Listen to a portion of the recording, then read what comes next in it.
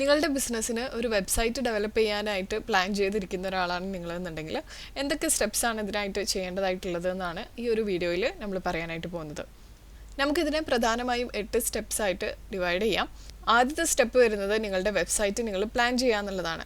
എന്താണ് നിങ്ങളുടെ വെബ്സൈറ്റിൻ്റെ main objective എന്നുള്ളത് നോക്കുക. അതായത് നിങ്ങൾക്ക് നിങ്ങളുടെ പ്രൊഡക്ട്സ് സെല്ല് ചെയ്യലാണോ, അല്ലെങ്കിൽ നിങ്ങളുടെ വെബ്സൈറ്റ് നിങ്ങളുടെ ബിസിനസ്സിനെ പറ്റിയിട്ട് അല്ലെങ്കിൽ ബ്രാൻഡിനെ പറ്റി കൂടുതൽ ഇൻഫർമേഷൻ ആളുകളിലേക്ക് പാസ് ചെയ്യാൻ വേണ്ടിയിട്ടാണോ നിങ്ങൾ ക്രിയേറ്റ് ചെയ്തിരിക്കുന്നത്, അല്ലെങ്കിൽ ജസ്റ്റ് നിങ്ങളുടെ ബ്രാൻഡിങ് സംബന്ധമായിട്ട് നിങ്ങളുടെ ബ്രാൻഡ് ബിൽഡ് ചെയ്യാനായിട്ടാണോ നിങ്ങൾ ഈ ഒരു വെബ്സൈറ്റ് ഡെവലപ്പ് ചെയ്യാനായിട്ട് ഉദ്ദേശിക്കുന്നത് എന്നുള്ള ആ ഒരു പർപ്പസ് എന്താണെന്നുള്ളത് ഡിഫൈൻ ചെയ്യുക എന്നുള്ളതാണ് ഫസ്റ്റ് സ്റ്റെപ്പ് വരുന്നത്. ഇതിനോടൊപ്പം തന്നെ ഡിസൈഡ് ചെയ്യേണ്ട മറ്റൊരു കാര്യമാണ് നിങ്ങളുടെ വെബ്സൈറ്റിൻ്റെ ടാർഗറ്റ് ഓഡിയൻസ് ആരാന്നുള്ളത് ഡിഫൈൻ ചെയ്യൽ. അതായത് അവരാരാന്നുള്ളത് മനസ്സിലാക്കുക എന്നുള്ളതാണ് ഈ ഒരു സ്റ്റെപ്പിൻ്റെ അടുത്തൊരു ഘട്ടം എന്ന് പറയുന്നത്.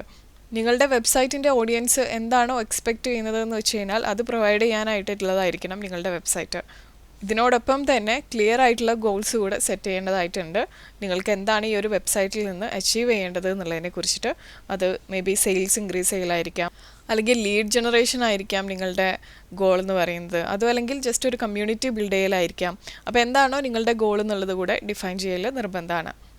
ഇങ്ങനെ ചെയ്യുമ്പോഴുള്ള മറ്റൊരു ഗുണം എന്താണെന്ന് വെച്ച് കഴിഞ്ഞാൽ ആളുകളുടെ ടേസ്റ്റിനനുസരിച്ചിട്ടുള്ള അവരുടെ പ്രിഫറൻസിനനുസരിച്ചിട്ടുള്ള ഒരു വെബ്സൈറ്റ് നമുക്ക് ബിൽഡ് ചെയ്യാനായിട്ട് സാധിക്കും.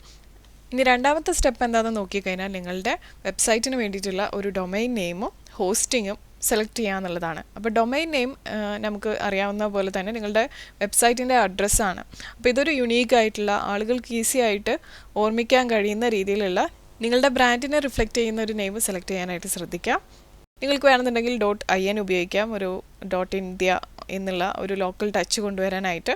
പക്ഷേ .com ആണ് ഏറ്റവും പോപ്പുലർ ആയിട്ടുള്ളതും വൈഡ്ലി യൂസ് ആയിട്ടുള്ളതും. ഡൊമെയിൻ പർച്ചേസ് ചെയ്യാനായിട്ട് നിങ്ങൾക്ക് ഗോഡാഡി ഉപയോഗിക്കാം, അതുപോലെ ബിഗ് റോക്ക് എന്ന് പറഞ്ഞിട്ടുള്ള വെബ്സൈറ്റ്, അല്ലെങ്കിൽ നെയിം ചീപ്പ്, ഇതുപോലെയൊക്കെയുള്ള ഡൊമെയിൻ രജിസ്ട്രേഷൻ സർവീസസ് ഓഫർ ചെയ്യുന്ന വെബ്സൈറ്റുകളെ ആശ്രയിക്കാവുന്നതാണ്. അടുത്തതായിട്ട് വേണ്ടതാണ് വെബ് ഹോസ്റ്റിംഗ് എന്ന് പറയുന്നത്. അപ്പോൾ റിലയബിൾ ആയിട്ടുള്ളൊരു വെബ് ഹോസ്റ്റിംഗ് സർവീസും നിങ്ങളുടെ ആവശ്യത്തിനനുസരിച്ചിട്ടുള്ള ഒരു വെബ് ഹോസ്റ്റിംഗ് സർവീസ് നിങ്ങൾ ചൂസ് ചെയ്യേണ്ടതായിട്ടുണ്ട്. അപ്പോൾ ഇതിനായിട്ട് നിങ്ങൾക്ക് ഹോസ്റ്റിംഗർ ഉപയോഗിക്കാം, ബ്ലൂ ഹോസ്റ്റ് ഉപയോഗിക്കാം, ഇല്ലെങ്കിൽ ഹോസ്റ്റ് ഗേറ്റർ ഉപയോഗിക്കാം. ഇനി അതുമല്ലാന്നുണ്ടെങ്കിൽ മറ്റു ഓപ്ഷൻസും ഉണ്ട് കേട്ടോ. ഇനി അടുത്ത സ്റ്റെപ്പ് എന്ന് പറയുന്നത് നിങ്ങൾക്ക് നിങ്ങളുടെ വെബ്സൈറ്റ് ഡിസൈൻ ചെയ്തെടുക്കലാണ്. അപ്പോൾ ഇതിനായിട്ട് നിങ്ങൾക്ക് പറ്റുന്നുണ്ടെങ്കിൽ സ്വയം ചെയ്യാം, ഇല്ലാന്നുണ്ടെങ്കിൽ ഇത്തരത്തിലുള്ള സർവീസസ് ഓഫർ ചെയ്യുന്നവരെ സമീപിക്കാവുന്നതാണ്. ഇതിനായിട്ട് നിങ്ങൾക്ക് വെബ്സൈറ്റ് ബിൽഡർ അല്ലെങ്കിൽ CMS ഉപയോഗിക്കാവുന്നതാണ്. ഏതെങ്കിലും ഒരു പ്ലാറ്റ്ഫോം നിങ്ങളുടെ വെബ്സൈറ്റ് ബിൽഡ് ചെയ്യാനായിട്ട് നിങ്ങൾ സെലക്ട് ചെയ്യുക. യൂസർ ഫ്രണ്ട്ലി ഓപ്ഷൻസ് ആയിട്ടുള്ള വേർഡ്പ്രസ്സോ അല്ലെങ്കിൽ വിക്സോ അല്ലെങ്കിൽ ഷോപ്പിഫൈയോ, ഇ-കൊമേഴ്സ് വെബ്സൈറ്റ് ഒക്കെ ആണെന്നുണ്ടെങ്കിൽ നിങ്ങൾക്ക് ഷോപ്പിഫൈ ഉപയോഗിക്കാം. അപ്പോൾ വേർഡ്പ്രസ് ആണ് പോപ്പുലർ ആയിട്ടുള്ള ഒരു ചോയ്സ്. അതിൻ്റെ ഫ്ലെക്സിബിലിറ്റിയും പിന്നെ അതുപോലെ തന്നെ എക്സ്റ്റെൻസീവായിട്ട് നമുക്ക് പ്ലഗിൻസ് യൂസ് ചെയ്യാനുള്ളൊരു എക്കോസിസ്റ്റവും ഇത് ഒരുക്കുന്നുണ്ട്. അതുകൊണ്ട് തന്നെ വേർഡ്പ്രസ് ആണ് കുറച്ചുകൂടി പോപ്പുലർ ആയിട്ടുള്ളത്. പിന്നെ നിങ്ങൾക്ക് നിങ്ങളുടെ ബിസിനസ് നീഡ്സിനനുസരിച്ചിട്ടാണ് വെബ്സൈറ്റ് ഏത് പ്ലാറ്റ്ഫോമിൽ ബിൽഡ് ചെയ്യണം എന്നുള്ളത് തീരുമാനിക്കുക. അപ്പോൾ പ്ലാറ്റ്ഫോം സെലക്ട് ചെയ്തതിന് ശേഷം നിങ്ങൾക്ക് ഒരു ടെംപ്ലേറ്റ് സെലക്ട് ചെയ്യാം. അതായത് ഒരു പ്രൊഫഷണൽ ലുക്കിംഗ് ആയിട്ടുള്ളൊരു നിങ്ങളുടെ ബിസിനസ്സിന് സ്യൂട്ടബിൾ ആവുന്ന രീതിയിലുള്ള ഒരു ടെംപ്ലേറ്റ് സെലക്ട് ചെയ്യാനായിട്ട് ശ്രദ്ധിക്കാം. അപ്പോൾ അത് മൊബൈൽ റെസ്പോൺസീവ് ആണെന്ന് ഉറപ്പ് വരുത്തേണ്ടതായിട്ടുണ്ട്. അതായത് ഡെസ്ക്ടോപ്പിൽ മാത്രമല്ല, മൊബൈൽ യൂസ് ചെയ്യുന്ന സമയത്തും നിങ്ങളുടെ വെബ്സൈറ്റ് പ്രോപ്പറായിട്ട് തന്നെ അതിൻ്റെ കണ്ടൻറ്റ് ലേഔട്ടൊക്കെ പ്രോപ്പറായിട്ട് തന്നെ വരണം. യൂസർ ഫ്രണ്ട്ലി ആയിരിക്കണം. നാവിഗേഷൻ ഭയങ്കര സ്മൂത്തായിട്ട് നടക്കുന്ന രീതിയിലുള്ള ഒരു വെബ്സൈറ്റ് ചെയ്യാനായിട്ട് ശ്രദ്ധിക്കുക. ചെയ്യുന്ന സമയത്ത് ഒബ്വിയസ്ലി നിങ്ങളുടെ ബ്രാൻഡിൻ്റെ കളേഴ്സൊക്കെ ഇൻകോപ്പറേറ്റ് ചെയ്യുക. അതുപോലെ നിങ്ങളുടെ ലോഗോ, നിങ്ങളുടെ ഫോൺസ് ഏതെങ്കിലും നിങ്ങൾ പ്രോപ്പറായിട്ട് ബ്രാൻഡ് ഫോൺസ് ആയിട്ട് മെയിൻറ്റെയിൻ ചെയ്യുന്നുണ്ടെന്നുണ്ടെങ്കിൽ അതെല്ലാം ഫോളോ ചെയ്യുന്നതാണ് ഒരു കൺസിസ്റ്റൻ്റ് ആയിട്ടുള്ള ഒരു ബ്രാൻഡ് ഐഡൻറ്റിറ്റിക്ക് നല്ലതെന്ന് പറയുന്നത്. അടുത്തതായിട്ട് ചെയ്യാനുള്ളത് നിങ്ങളുടെ വെബ്സൈറ്റ് ഡെവലപ്പ് ചെയ്യുക എന്നുള്ളത് തന്നെയാണ്. അപ്പോൾ എന്തൊക്കെ പേജസാണ് നിങ്ങളുടെ വെബ്സൈറ്റിൽ വരേണ്ടത് എന്നുള്ള ആ ഒരു സ്ട്രക്ചർ നിങ്ങൾക്ക് പ്ലാൻ ചെയ്യാം. അതുപോലെ തന്നെ ഏതൊക്കെ കീ പേജസാണ് വേണ്ടതെന്നുള്ളതും പ്ലാൻ ചെയ്യാം. അതായത് ഹോം പേജ് വേണം, എബൌട്ട് അസ് പേജ് വേണം, നമ്മുടെ പ്രൊഡക്ട്സ് അല്ലെങ്കിൽ സർവീസസിന് ഒരു പേജ് വേണം, കോൺടാക്റ്റ് അസ് പേജ് വേണം, പിന്നെ എനിക്കൊരു ബ്ലോഗിൻ്റെ പേജ് വേണം എന്നൊക്കെ ഉണ്ടെങ്കിൽ അതുപോലെ നമുക്ക് പ്ലാൻ ചെയ്ത് നമ്മുടെ വെബ്സൈറ്റിൻ്റെ ഒരു സ്ട്രക്ചർ ഉണ്ടാക്കിയെടുക്കുക. രണ്ടാമത്തെ കാര്യം എന്ന് പറയുന്നത് കണ്ടൻറ് ക്രിയേഷനാണ്. അപ്പോൾ ക്ലിയർ ആയിട്ടുള്ള ആളുകൾ എൻഗേജ് ചെയ്യുന്ന രീതിയിലുള്ള SEO ഫ്രണ്ട്ലി ആയിട്ടുള്ള കണ്ടൻറ്റ് ഓരോ പേജിനും നിങ്ങൾ ക്രിയേറ്റ് ചെയ്യുക. അതിനുശേഷം ഹൈ ക്വാളിറ്റി ആയിട്ടുള്ള ഇമേജസും വീഡിയോസും ഉപയോഗിച്ചിട്ട് നമുക്ക് ആ ഒരു വെബ്സൈറ്റിൻ്റെ വിഷ്വൽ അപ്പീൽ ഒന്ന് ഇൻക്രീസ് ചെയ്യാനായിട്ട് ശ്രദ്ധിക്കുക. മൂന്നാമതായിട്ട് ഇതിൽ ചെയ്യേണ്ട കാര്യം എന്ന് പറയുന്നത് SEO ഒപ്റ്റിമൈസേഷൻ ആണ്. നിങ്ങളുടെ വെബ്സൈറ്റ് ഓവറോൾ ഒന്ന് ഒപ്റ്റിമൈസ് ചെയ്തെടുക്കുക, സെർച്ച് എഞ്ചിൻസിന് അത് റീഡ് ചെയ്യാൻ പറ്റുന്ന രീതിയിൽ. എങ്കിൽ മാത്രമേ നിങ്ങൾക്ക് കൂടുതൽ വിസിബിലിറ്റി ലഭിക്കുകയുള്ളൂ. അപ്പോൾ ഇതിനായിട്ട് നിങ്ങൾക്ക് കീവേഡ്സിൽ ഫോക്കസ് ചെയ്യണം. അതുപോലെ മെറ്റാ ഡിസ്ക്രിപ്ഷൻസിൽ ഇമേജസിൻ്റെ ഒക്കെ ഓൾട്ടർനേറ്റീവ് ടെക്സ്റ്റ്, അതായത് ഓൾ ടെക്സ്റ്റ് എന്ന് പറയുന്ന ആ ഒരു സംഗതിയും കൂടെ നമ്മൾ നോക്കണം. അതുപോലെ തന്നെ ഇൻറ്റേർണൽ ലിങ്കിങ്ങും നിങ്ങൾ ഫോക്കസ് ചെയ്യാനായിട്ട് ശ്രദ്ധിക്കുക. അടുത്തതായിട്ട് ചെയ്യേണ്ട കാര്യം എന്ന് പറയുന്നത് പ്ലഗിൻസും ടൂൾസും ആണ്. അതായത് എസെൻഷ്യൽ ആയിട്ടുള്ള SEOക്ക് അത്യാവശ്യമായിട്ടുള്ള പ്ലഗിൻസൊക്കെ നിങ്ങൾ ഇൻസ്റ്റാൾ ചെയ്യുക. അതുപോലെ തന്നെ ഓവറോൾ ആ ഒരു വെബ്സൈറ്റിൻ്റെ സ്മൂത്ത്നെസ്സിന് വേണ്ടിയിട്ടുള്ള പ്ലഗിൻസ് നിങ്ങൾക്ക് ഉപയോഗിക്കാവുന്നതാണ്.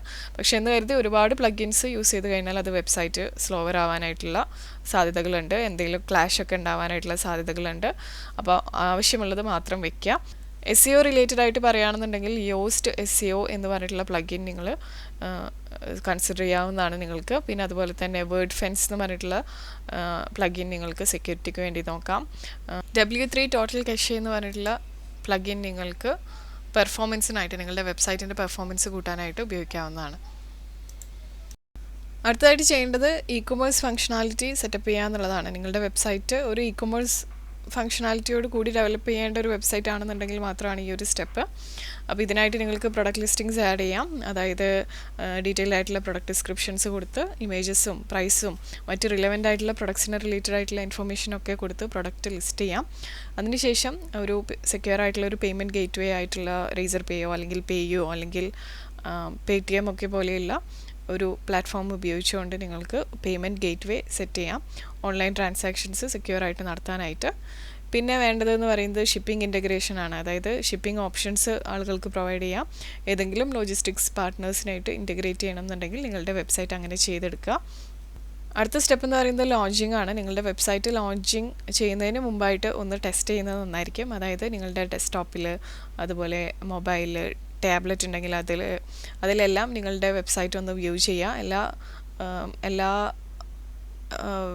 എലിമെൻറ്റ്സും, വെബ്സൈറ്റിൻ്റെ എല്ലാ എലിമെൻറ്റ്സും പ്രോപ്പറായിട്ട് തന്നെ വർക്ക് ആവുന്നുണ്ട് എന്നുള്ളത് ഉറപ്പുവരുത്തുക.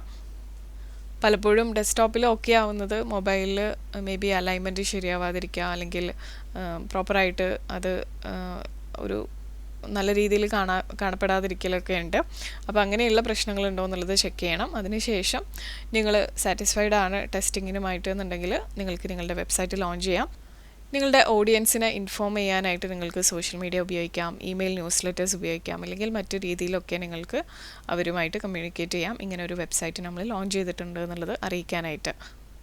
അടുത്ത സ്റ്റെപ്പ് എന്ന് പറയുന്നത് നിങ്ങളുടെ വെബ്സൈറ്റിൻ്റെ പ്രൊമോഷനാണ്. അപ്പോൾ വെബ്സൈറ്റ് ബിൽഡ് ചെയ്ത് വെച്ചിട്ട് കാര്യമില്ലല്ലോ, അത് ആളുകൾ കാണണ്ടേ.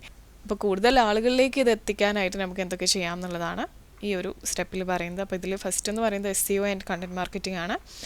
അപ്പോൾ കണ്ടിന്യൂസ്ലി നിങ്ങളുടെ വെബ്സൈറ്റ് പുതിയ ഫ്രഷ് കണ്ടൻറ്റുമായിട്ട് അപ്ഡേറ്റ് ചെയ്യുക. പിന്നെയെന്ന് വെച്ച് കഴിഞ്ഞാൽ SEO ടെക്നിക്സ് ഒക്കെ പ്രാക്ടീസ് ചെയ്യുക, സെർച്ച് എഞ്ചിൻ റാങ്കിങ് കൂട്ടാനായിട്ട്. രണ്ടാമതായിട്ട് ചെയ്യാവുന്ന കാര്യം എന്ന് പറയുന്നത് സോഷ്യൽ മീഡിയ മാർക്കറ്റിംഗ് ആണ്. സോഷ്യൽ മീഡിയ പ്ലാറ്റ്ഫോംസ് ആയിട്ടുള്ള ഫേസ്ബുക്ക്, ഇൻസ്റ്റാഗ്രാം, ലിങ്ക്ഡിൻ, ട്വിറ്ററൊക്കെ ഉപയോഗിച്ചുകൊണ്ട് നിങ്ങൾക്ക് നിങ്ങളുടെ വെബ്സൈറ്റ് പ്രൊമോട്ട് ചെയ്യാം. ഇനി ഒരു ഇമെയിൽ ലിസ്റ്റ് ഡെവലപ്പ് ചെയ്തെടുക്കാനായിട്ട് സാധിക്കുന്നുണ്ടെങ്കിൽ അങ്ങനെ ഒരു ഇമെയിൽ ലിസ്റ്റ് ബിൽഡ് ചെയ്തതിന് ശേഷം റെഗുലറായിട്ട് ന്യൂസ് ലെറ്റേഴ്സ് അയച്ചു കൊടുത്തു കഴിഞ്ഞാൽ നിങ്ങളുടെ ഓഡിയൻസിനായിട്ട് അത് എൻഗേജ് ആവുന്ന രീതിയിൽ കണ്ടൻറ്റ് പ്രിപ്പയർ ചെയ്തിട്ട് ചെയ്യുകയാണെന്നുണ്ടെങ്കിൽ നിങ്ങളുടെ വെബ്സൈറ്റിലേക്ക് കൂടുതൽ ട്രാഫിക് നിങ്ങൾക്ക് കൊണ്ടുവരാനായിട്ട് സാധിക്കും. പിന്നെ ചെയ്യാവുന്ന ഒരു കാര്യം എന്ന് പറയുന്നത് ഓൺലൈൻ അഡ്വർടൈസിംഗ് ആണ്. ഗൂഗിൾ ആഡ്സ്, ഫേസ്ബുക്ക് ആഡ്സ് അല്ലെങ്കിൽ മറ്റ് പ്ലാറ്റ്ഫോംസ് ഉപയോഗിച്ചുകൊണ്ട് നിങ്ങൾക്ക് ആഡ്സ് ചെയ്തിട്ട് കൂടുതൽ ഓഡിയൻസിലേക്ക് എത്തിക്കാനായിട്ട് സാധിക്കും. ഫൈനൽ കാര്യം എന്ന് പറയുന്നത് നിങ്ങളുടെ വെബ്സൈറ്റിൻ്റെ മെയിൻ്റനൻസ് ആണ്. റെഗുലറായിട്ട് നിങ്ങളുടെ വെബ്സൈറ്റ് അപ്ഡേറ്റ് ചെയ്യാനായിട്ട് ശ്രദ്ധിക്കുക. ലേറ്റസ്റ്റ് കണ്ടൻറ്റ് വെച്ചിട്ട് സെക്യൂരിറ്റി പാച്ചസ്, സോഫ്റ്റ്വെയർ അപ്ഡേറ്റ്സ് ഒക്കെ ഉണ്ടെന്നുണ്ടെങ്കിൽ അതെല്ലാം റെഗുലറായിട്ട് ചെയ്യാം. പിന്നെ ഗൂഗിൾ അനലിറ്റിക്സ് പോലെയുള്ള ടൂൾസ് ഉപയോഗിക്കുകയാണെന്നുണ്ടെങ്കിൽ നിങ്ങൾക്ക് നിങ്ങളുടെ വെബ്സൈറ്റിൻ്റെ പെർഫോമൻസും ആളുകളുടെ ബിഹേവിയർ എങ്ങനെയാണെന്നുള്ളതൊക്കെ ട്രാക്ക് ചെയ്യാനായിട്ട് ഇത് ഹെൽപ്പ് ചെയ്യും. പിന്നെ നിങ്ങൾക്ക് ലൈവ് ചാറ്റിലൂടെ അല്ലെങ്കിൽ കോൺടാക്റ്റ് ഫോംസിലൂടെ, FAQസിലൂടെ ഒക്കെ എക്സലൻ്റ് ആയിട്ടുള്ള കസ്റ്റമർ സപ്പോർട്ട് ആളുകൾക്ക് പ്രൊവൈഡ് ചെയ്യാനായിട്ട് സാധിക്കും. അപ്പോൾ ഈ 3 കാര്യങ്ങൾ നിങ്ങളുടെ വെബ്സൈറ്റിൻ്റെ മെയിൻ്റനൻസിനായിട്ട് നിങ്ങൾക്ക് ഉപയോഗിക്കാവുന്നതാണ്.